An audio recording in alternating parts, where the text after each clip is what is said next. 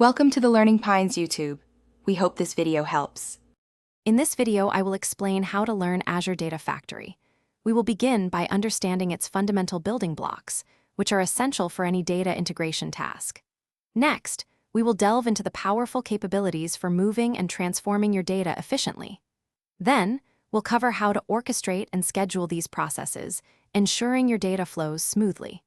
Finally, we'll explore effective strategies for monitoring and managing your data pipelines. At its heart, Azure Data Factory is a robust, cloud-based extract, transform, and load service.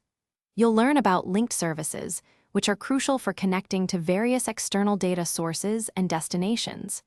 Datasets then define the structure of your data within these connections. Finally, pipelines are the core orchestrators, bringing together activities to move and transform your data effectively. Moving data is often the first step, and the copy activity is your primary tool for transferring data between diverse stores. For complex transformations, data flows offer a visual, code-free way to reshape data at scale. Integration runtimes are the compute infrastructure that securely executes your activities. You can also extend functionality with custom activities, allowing for highly specific operations using your own code. Orchestration is key to automation, and triggers allow you to schedule pipelines based on time or events, ensuring timely data processing.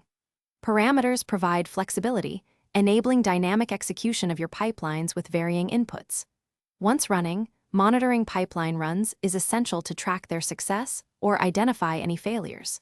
Furthermore, setting up alerts ensures you are proactively notified of any issues, maintaining smooth data operations. Thanks for watching. Consider subscribing if we helped you.